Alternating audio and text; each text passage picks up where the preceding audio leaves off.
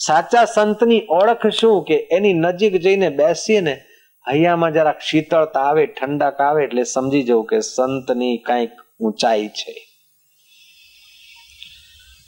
કથા કીર્તન રાત દિન જિનકા ઉદ્દમ એહ કહ કબીર વા સંત કી હમ ચરણન કી ખેહ. જેને કથા કીર્તન સત્સંગમાં રુચિ હોય, જે સત્ય સ્વરૂપ આત્માનું વર્ણન કરતા હોય ને આત્મામાં વિશ્રાંતિ પામતા હોય, તેવા પુરુષની ચરણ રજ મળે તો મારો બેડો પાર થાય. મહાપુરુષ જલ્દીથી મળતા નથી, અને મળે તો ઓળખાય નહીં, અને ઓળખાય તો પછી ભવાટીમાં ભમવાની ઈચ્છા થાય નહીં.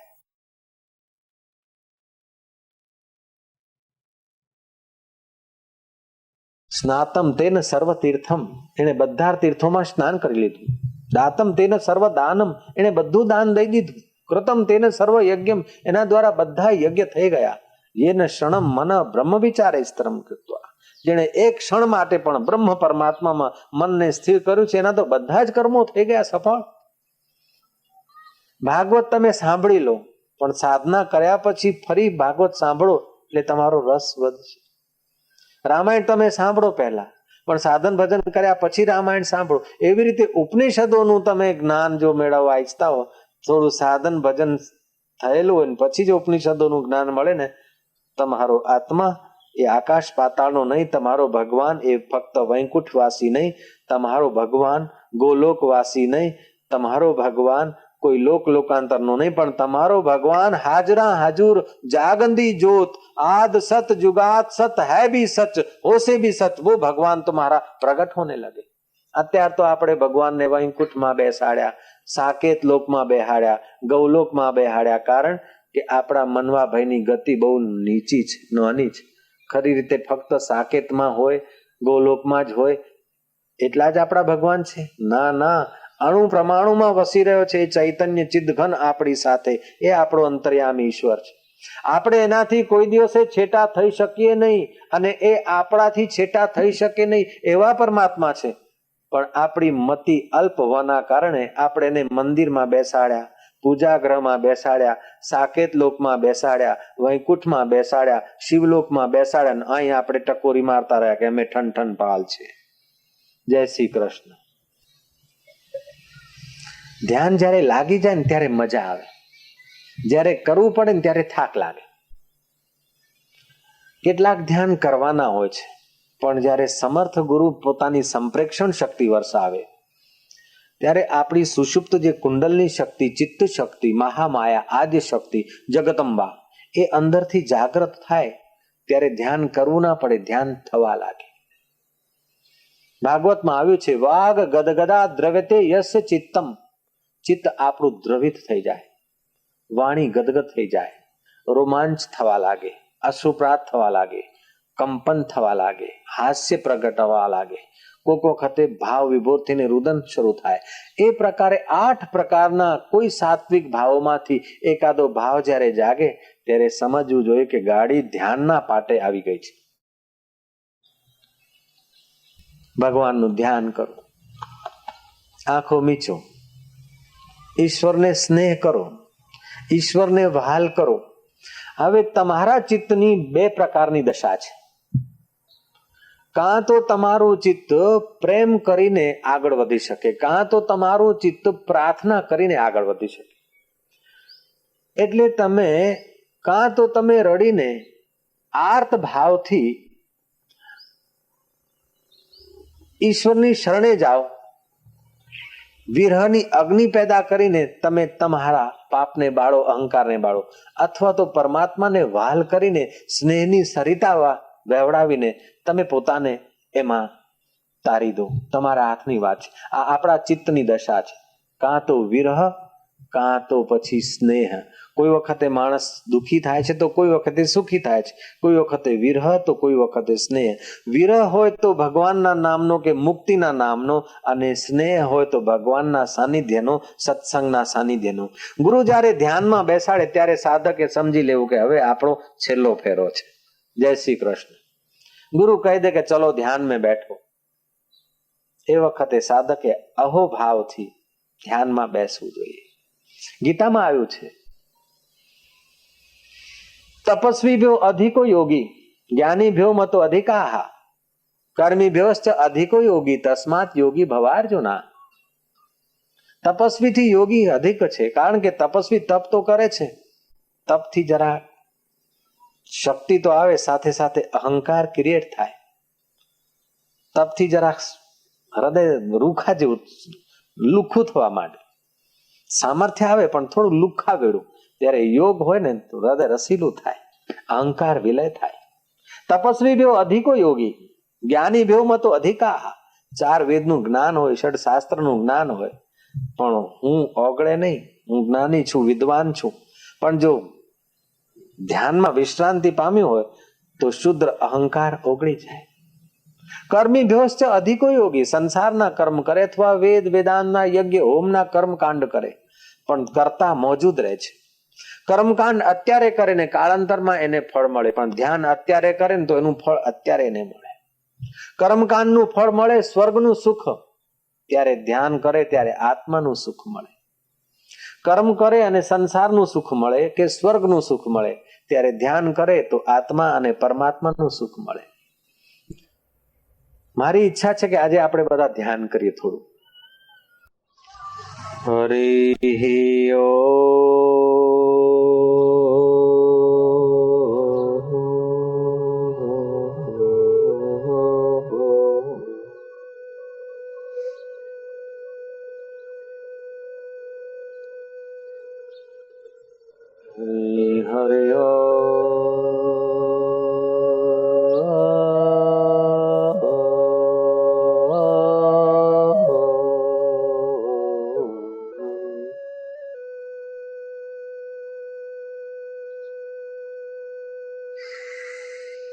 તમે ઊંડો શ્વાસ લો, જેનાથી ફેફસાઓની શક્તિનો વિકાસ થાય, મનની એકાગ્રતા વધે ને બુદ્ધિની સૂક્ષ્મતા પ્રાપ્ત થાય.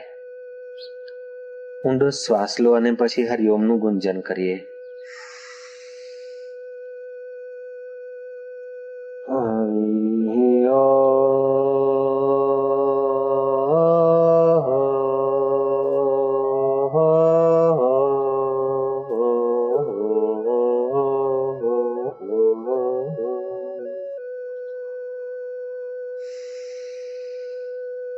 શ્વાસ લો, રોકી રાખો 5 મિનિટ.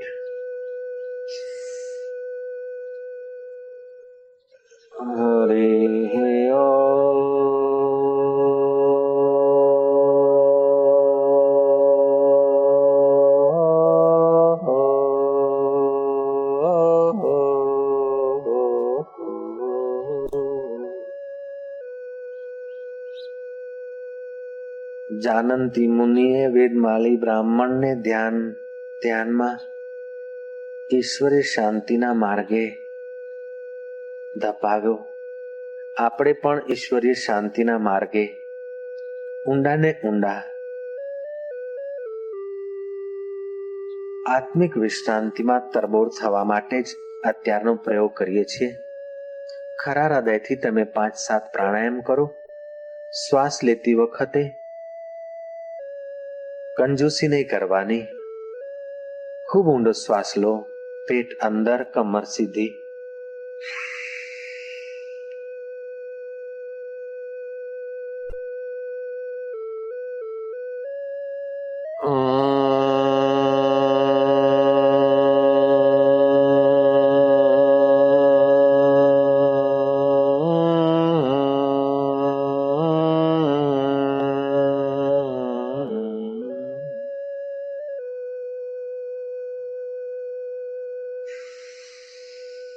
ખૂબ ગહેરા શ્વાસ, ખૂબ ઊંડો શ્વાસ, કમર સીધી, પેટ અંદર, ટટ્ટાર.